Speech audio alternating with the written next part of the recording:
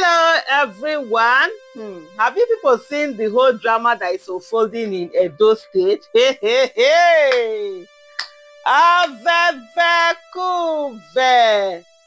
A whole drama is happening over there. Tinubu's daughter went to go and meet the Oba of Benin to tell him that they are coming to install Onoloja bi, Oloja bi, Jojojoja of whatever, as in the head of market women. And the Oba of Benin said, well, he is not aware of such a thing. It's not part of their culture. They don't do that.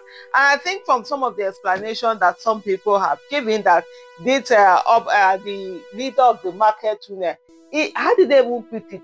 Aki. I'm thinking of my own language, the way they put it. I think something to do with that Iyaki, as in the head of village market. That every market has its own head, and no one head of a market has authority over another market. And for them, it's beyond just you being. It's not a political post, and nobody installs. It's the market women that choose whoever they want to be, and that person works in conjunction also with the palace. And I saw a lady who did an explanation to say there are also some spiritual things and spiritual cleansing that they do, attached to it. That it's not something that you can't even have someone who is going to tell you that, oh, my religion does not allow this, that.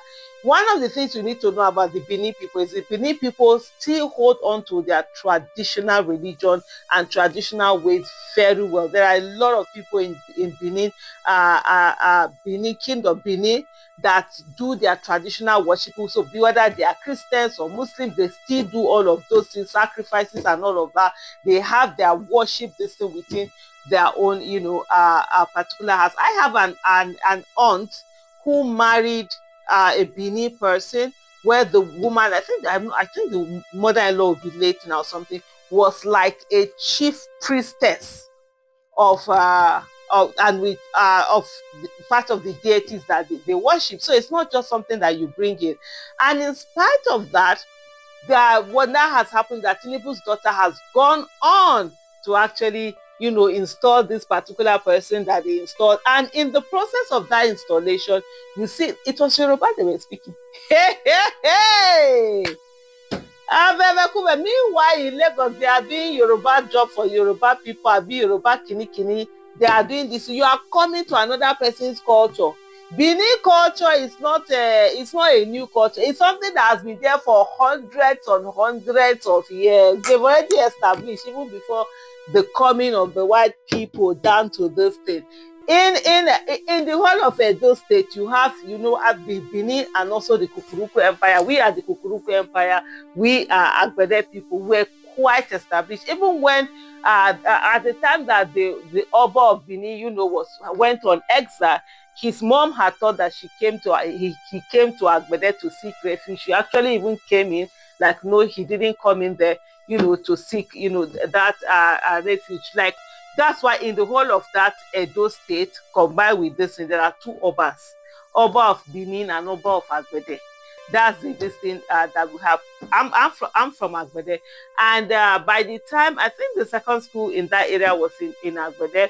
But one thing with Aguda people is that before the coming of the white people, there was already Islam. In our own case, we were not conquered. We are not the kind of people that Fulani came and conquered. No. It was a prince in Oba Momodu the First, a prince from this thing that had gone in his traveling and whatever, came in contact with the religion, and then he became a Muslim, brought the religion down to to our people. So before the colonialists would come, we already established, we had our kingdom and all of that. And to this day, even when and when they came in, I'm going into a bit of history now. When they came into Aguda did not fight them.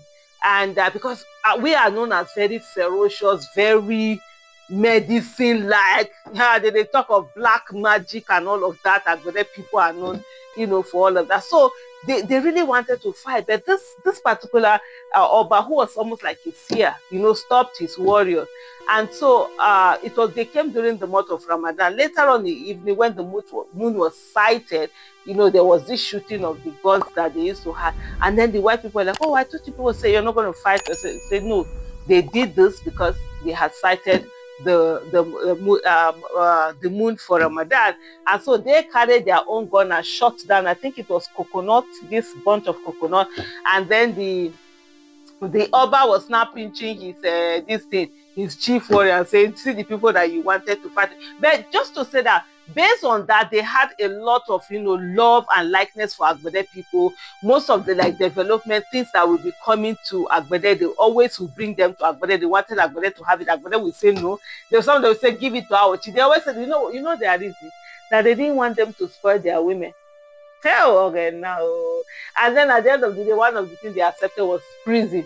They accepted for a prison to be. So that's why in Edo State, you hear them say that, now I too know, make Agbede short. You understand? So Agbede is still, where it is right now. But anyway, that's a whole dabbling into history. But why am I saying this really? Because of the fact that there is a culture. This is an empire that has been there, and then you're coming to desecrate it, and all of this because of the kind of person it is. That of Monday Okpebolo that is giving them liver to come and do anything, because he has decided he's going to sell Edo State. I don't blame Monday. I blame Edo people. Edo people decided to carry last. This is what happens when you carry someone who has no future, who has nothing, who can't attain anything, and put him into a position. For him, that is the alpha and omega, the end of everything. So he's not thinking of a legacy for himself. He sees that position as the end in itself and will do anything and can destroy. But someone who has a legacy, who knows that they can become something, can look forward to something, they build more, they do the right thing more than the person that is it for that particular person. And this is what we are seeing right now. And so the the Oba of Benin said they don't know anything about Oloja of market or whatever, and they've gone on to install this, and it's like, okay, let's see how it is. And these are the kind of things that build anger and resentment, and before you know what's happening, uh, people are going to be saying all sorts of things. I saw a particular post that someone did, and the person was like, okay, why is it that Bini, I think there's a counselor somewhere that is not from the Edo person, they got a job, a chairman here, this, that, and they are beginning to say that, oh, are they trying to take away our culture? And so this is how you begin to do something that certain things that people did not even think about, they would then begin to think about it, and then begin to get, angry over it. And it will begin to cause all of this tribal tension that we're already seeing, tribal bigotry, just like what we are seeing in Lagos State. And with time, might even be using this to say, oh yeah, but everybody is doing it. But anyway, let's watch as this goes, whether Bini people are going to take this lying low, or they are going to say, nah. But I know most importantly, all of this is they are doing it for the 2027 election. They want to install what they call leaders. And there are a lot of hungry people who have no integrity, who just think that whatever it is. And now as I'm talking, I'm thinking, is my mic still on? If the mic is not on, there's nothing I can do. Thank you for watching. Bye. Well, to me, I don't really have much to say. Let's just keep watching, and I hope that the Oba will react. And if he doesn't react, though, that's left for the Oba and the Bini people. So let's just keep watching. But all in all, I will just say that this is gradually, just like what happened in Kano. It's gradually, creeping into Edo State. Gradually, it's creeping into Edo State. The government is gaining more power, getting more access. Before you know, they will move to Bini.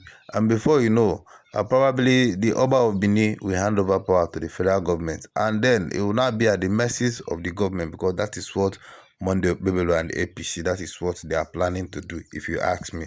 Anyway, what do you think?